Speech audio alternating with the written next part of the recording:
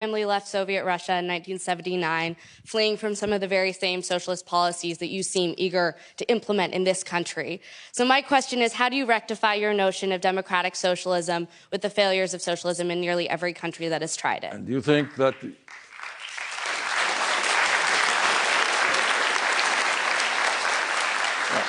Thank you for asking that question.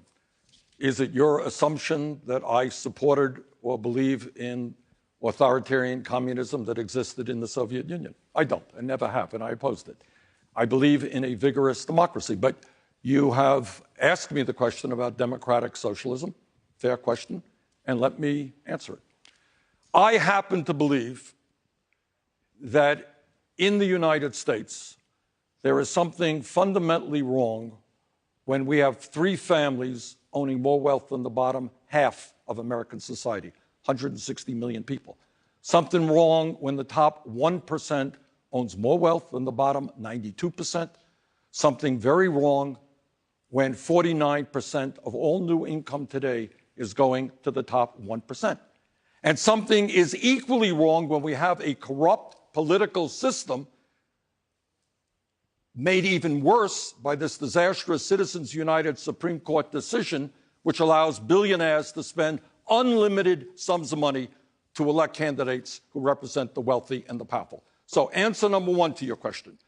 It's a radical idea. Maybe not everybody agrees, but I happen to believe we should have a government that represents working families and not just the 1% and powerful corporations. All right, that's point number one.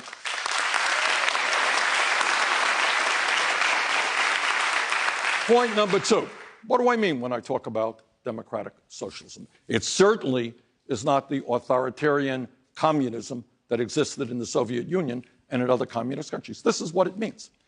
It means that we cherish, among other things, our Bill of Rights. And Franklin Delano Roosevelt made this point. Chris, I don't know if you read about it, 1944, in a State of the Union address that never got a whole lot of attention. This is what he said, basically. It was a very profound speech toward the end of World War II. He said, you know, we got a great Constitution.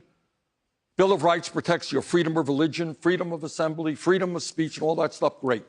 But you know what it doesn't protect? It doesn't protect and guarantee you economic rights.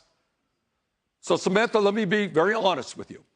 I believe that in a democratic, civilized society, health care is a human right. Government should make that happen.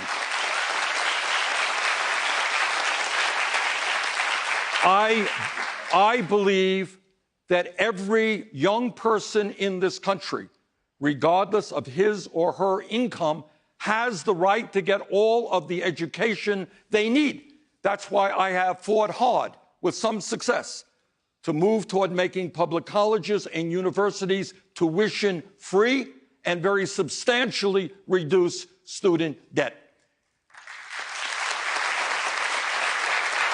And I believe that there is something wrong in America today when you got millions of families paying 40, 50, 60% of their limited incomes to put a roof over their heads, and that millions of working class families, young parents, cannot find quality and affordable childcare.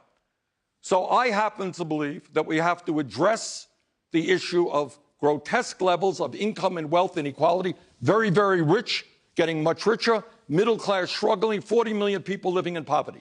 And what democratic socialism means to me is we expand Medicare, we provide educational opportunity to all Americans, we rebuild our crumbling infrastructure. In other words, government serves the needs of all people rather than just wealthy campaign contributors. That's what that means to me.